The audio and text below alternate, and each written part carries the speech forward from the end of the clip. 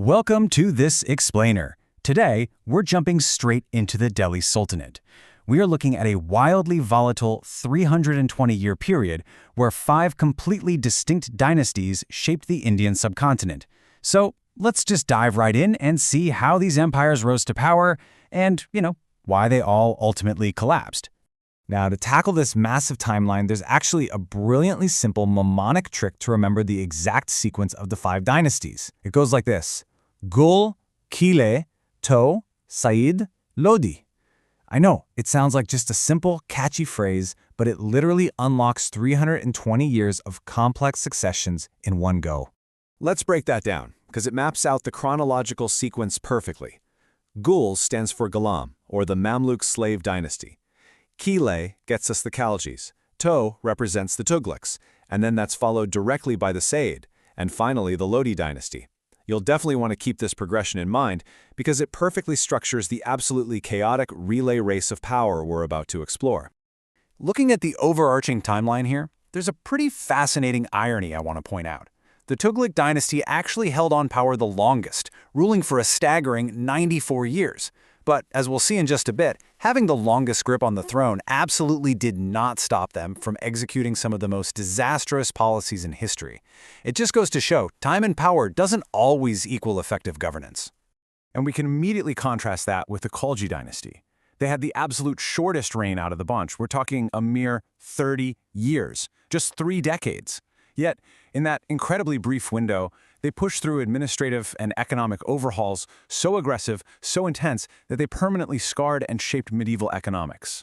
It was entirely about quality, or really intensity of rule, rather than quantity. So the whole era kicks off with the Ghulam or Mamluk dynasty. And these were men who literally started their lives as slaves. Oh, and to remember their key rulers, there's another handy trick people use: Qutb Minar Khair Rame al-Tut. Now the founder here, Qutbuddin Aibak, made a genuinely brilliant move. He completely avoided taking the title of Sultan. Why? Well, it was a deeply calculated psychological play. As a former slave, suddenly declaring himself king would have instantly triggered a massive rebellion from the other powerful Turkish nobles. So he just kind of ruled from the shadows to keep the peace. And that little detail perfectly illustrates how power dynamics were shifting by the time we get to the next major ruler, Iltutmish. He's widely considered the real founder of the Sultanate. Now, he created this thing called the Chalisa Dal, basically a group of 40 ultra-loyal Turkish nobles. Initially, you can think of them like a modern corporate board of directors, just there to advise the CEO. But things took a dark turn after Iltutmish died. That advisory board mutated into a ruthless 13th-century mafia syndicate. They literally became kingmakers, happily assassinating anyone who wouldn't just be their puppet. Which brings us to Razia Sultan, who was India's first female Muslim ruler, and she boldly challenged this mafia head-on. She absolutely refused to be a puppet. She famously rolled into court wearing a traditional male coat and hat, the kuba and kula. And to really break the Chalisa Dal's monopoly, she even appointed a non-Turk to a high cavalry post. It was just this incredible, defiant stand against a deeply patriarchal syndicate. But sadly, that boldness eventually sparked a rebellion, and it ultimately led to her tragic assassination. After her, there were years of these weak puppet rulers, until Balban finally took the throne. Now, having been part of the Chalisa Dal himself, he knew exactly how incredibly dangerous they were. So to crush them, he rolled out his famous blood and iron policy. And to be clear, he wasn't just being cruel for the fun of it. This was a highly calculated psychological weapon. He elevated the Sultan to Zil-e-Ilahi, meaning God's shadow on earth. He forced his nobles to physically kiss his feet, which permanently broke their power and totally centralized absolute authority back to the throne. From there, this cycle of violence just bleeds right into the Khalji dynasty. You can remember them with the trick, Jalal ne Ali Mubarak Kia. The founder here, Jalaluddin Khalji, was actually surprisingly liberal. He genuinely believed that running a fully Islamic state was impossible in a Hindu-majority land. But as you can probably guess, in medieval politics, liberalism was almost always viewed as a fatal weakness. He didn't last long. He was swiftly assassinated by his own ambitious nephew, Ali Gurshap, who you probably know by the name he took when he seized the throne, Alauddin Khalji. Now, Alauddin is famous for his extreme market and price control policies. Honestly, think of it like a super strict modern MRP system, but enforced with absolute total terror.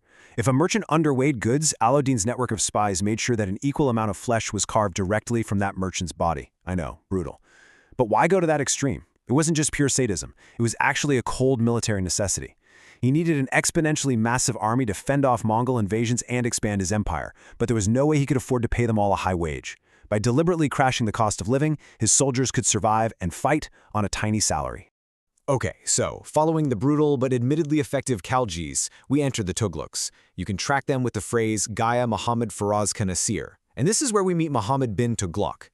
Looking back through a modern lens, it's honestly perfect to view him as a visionary but utterly failed tech startup CEO.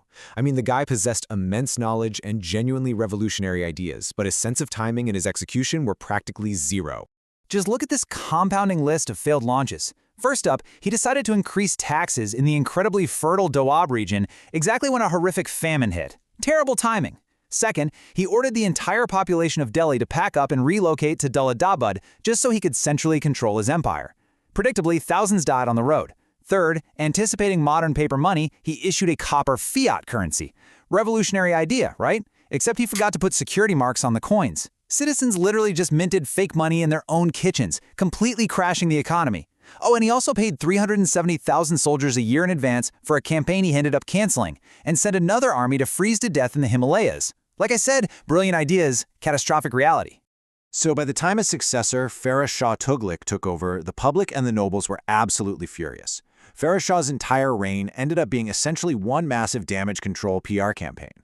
To appease the conservative Islamic clerics and stabilize his crumbling realm, he strictly enforced 4 Islamic taxes: Kharaj, Khums, Zakat, and he famously expanded the jizya protection tax to include Brahmins.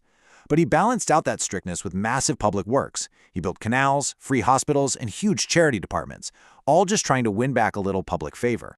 But despite all those efforts, the Sultanate's spine was completely snapped in 1398 by the devastating invasion of Timur, who practically left Delhi a graveyard. That massive power vacuum allowed Timur's deputy to swoop in and found the Sayyid dynasty, tracked by the trick Khuzr Mubarak Muhammad Alam. But honestly, the most notable moment here is their final ruler, Alam Shah. After watching generations of rulers get violently stabbed in the back by their own families, Alam Shah made a bizarre but frankly incredibly logical decision. He just voluntarily retired. He handed over the throne, packed his bags, and moved to the countryside to live out his days in peace. Can't really blame him, right? Now, Alam Shah's peaceful exit paved a way for Bahlol Lodi to take over, and this marked a massive psychological shift for the empire. See, for the first 4 dynasties, the rulers were Turkic. They basically viewed the Sultanate as a supreme god-king who demanded absolute submission. But the Lodis, they were Afghan. They brought in this entirely different tribal culture where the ruler was simply considered the first among equals. Bahlol Lodi literally wouldn't even sit on his own throne if his nobles were standing in the room. But, as you might expect, that humble dynamic shifted pretty quickly. Tracked by the phrase Bahlol ka Sikandar Ibrahim, we get the next ruler, Sikandar Lodi. He brilliantly managed to balance soft poetry with some very severe religious governance. He founded the city of Agra in 1504 to control major trade routes, and even created a brand new measurement system, the Ghazi-i-Sikandari. But then came his successor, Ibrahim Lodi. Ibrahim totally threw out that whole first among equals concept. He turned into an arrogant dictator, constantly humiliating his own powerful Afghan governors. The internal friction got so incredibly toxic that Ibrahim's own uncle, along with the governor of Punjab, actually committed treason by inviting a foreign warlord to invade. And that foreign warlord? That was Babur. Which brings us to April 21st, 1526, the first battle of Panipat. You have to notice the staggering asymmetry here. Ibrahim Lodi marched onto the field with over 100,000 men and these massive war elephants. Babur had a fraction of that. But Babur possessed 2 things that India hadn't seen yet: field cannons and the tulugma, this incredibly deadly enveloping flank tactic. When the battle started, the deafening roar of Babur's cannons absolutely terrified the Sultanate's elephants. They panicked, turned around, and ended up crushing their own army. Ibrahim Lodi was killed right there on the battlefield. And with that one battlefield defeat, 320 years of the Delhi Sultanate came to a sudden, violent end, making way for the dawn of the Mughal Empire. It really forces us to step back and ask a bigger question. What you should take away from all this is how deeply intertwined innovation, execution, and technological stagnation really are. Think about it. If Muhammad bin Tughlaq's visionary ideas had actually been executed properly, or if Ibrahim Lodi hadn't completely alienated his own people, could the Sultanate have adapted enough to survive the arrival of Mughal gunpowder? It's a powerful reminder that in the relay race of power, holding the baton the longest means absolutely nothing if you can't adapt to the changing battlefield. Thanks so much for joining me on this explainer.